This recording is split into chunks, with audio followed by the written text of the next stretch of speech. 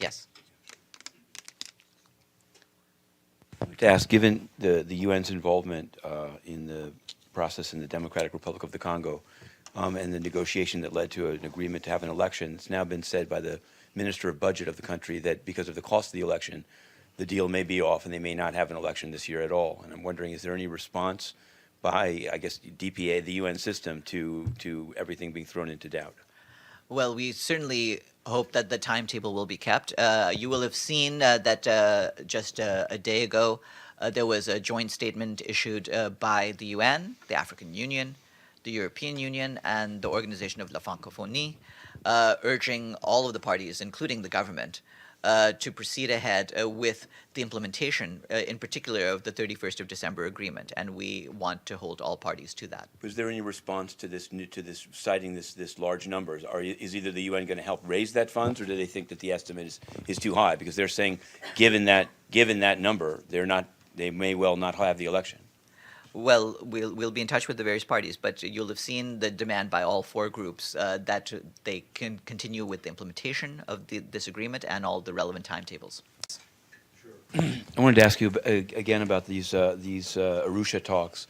Now, not only has the government of Burundi not going, but there's a letter, at least that's online, from the embassy of Burundi in Tanzania asking the government to arrest anyone that's been indicted by the Burundian government. So I wanted to know, I know that you'd said that the UN is trying various things, but now that an actual formal request has been made, what can the UN, does Mr. Nkapa, was that a commitment that he made on behalf of the government of Tanzania not to arrest anyone, or have in fact people been invited to a place where they can be arrested? Well, I told you what our efforts were on that, and that it did not involve carrying out any of the arrest warrants. And beyond that, as I think I said yesterday, we do regret the decision by Burundi to decline attendance of the consultations that are being held in Arusha. But I guess my question is that people are worried because they don't understand if Mr. Nkapa saying, does he have the ability to commit that people are not going to be arrested, given that he convened them there and now there's a request that they be arrested? Well, I've already described what our approach is on this. I don't speak for President Mkapa, so you'd have to address that question to Right, but what would the UN say to opponents for future talks? Because obviously this is an attempt by the Burundian government to make future talks impossible, given the threat of arrest. That's your interpretation. What I'm suggesting is that what we're trying to do is make sure that any talks are as inclusive as they possibly can be, and we'll continue to press for that. But who would go to talks if they can be arrested? I guess I'm just saying, you're saying it's an interpretation, but it seems pretty self-defeating to go to be arrested. Yes, which is why we're against that particular proposition, but we are continuing to push for, like I said, as inclusive a format for any talks as possible. Yes. Sure. I guess I just wanted to understand something. There's a headline, and maybe it's the headline that's wrong, but it basically says that the UN resident coordinator in Nigeria, Edward Callan, has set a deadline to end the Boko Haram insurgency of August 2018. And I'm just wondering, does the UN have an estimate of how long it will take for them to be militarily defeated, or is that, what does it mean? Is it the UN is using that as a date to plan humanitarian aid around? What is exactly the UN's view of is it acceptable that it go on that long? I just wanted to know. No, I don't write or explain headlines for newspapers. No, sure, but here's a quote from the guy. The fire in the Northeast should be out in the next 18 months. On what basis does the UN resident coordinator in Nigeria make a military prediction? That's the quote. It's not necessarily a military prediction.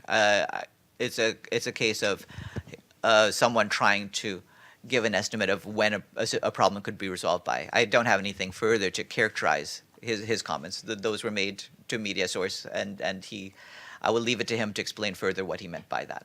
Yes. Sure. I guess it's the day of, or the 10th anniversary of this convention on enforced disappearances. So I'd asked you, I think, on Monday about these case of two South Sudanese officials who have disappeared in Kenya. You said you're aware of the reports, and I guess two things. One, I'm wondering, who in the UN system is engaging with the Kenyan government or the South Sudan government about that? Why hasn't the resident coordinator in Kenya, I mean the Nigeria one is speaking up about when Boko Haram will be done. Has anything been said by the UN in country about these people that have been disappeared, presumably by the government, and returned to South Sudan? Well, first of all, I believe that there are special rapporteurs dealing with this particular situation. There's one of our human rights instruments deals with the question of disappearances, and so they're looking into this matter, and we'll try to get information from them first and foremost, and then other parts of the system can work on that as needed. Sure. And then there's a high-profile case in France of a 22-year-old person that was arrested on video and is said to have been raped or sodomized during the arrest. His name is Theo, and there have been riots in France for several days on it. And has anything been? I've checked at least everything that's been sent out by the Office of the High Commissioner of Human Rights. I haven't seen anything. Is the UN aware of this case, and what do they think of both police treatment of people in France and of how the protests are being dealt with? Well, regarding protests, of course, we want to make sure that that the freedom of expression and the freedom of peaceful assembly are upheld. Beyond that, this is a case that ultimately the judicial system would need to look into, and we'll have to see where they go with that.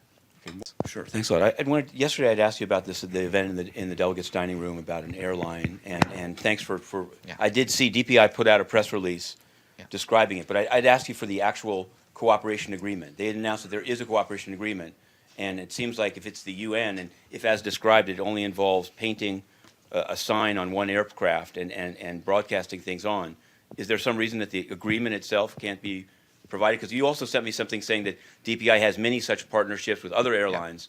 Is there a list? It just seemed like, and did all of them get an event that large, or is that limited to P5 countries, or how did that work? I believe all of them get the same basic treatment and similar agreements. I don't believe that the agreements are public documents, but I've shared with you the information that DPI provided on that. But why wouldn't they be a public document? If it's the Department of Public Information reaching an agreement with a for-profit company that it's praising, doesn't the public have a right to know on what basis they're wrapping themselves in blue? And there was a full event on that and a press release. So there's a lot of information about that. I'd advise you to follow up with my DPI colleagues, whose names I believe are on the press release for any further details.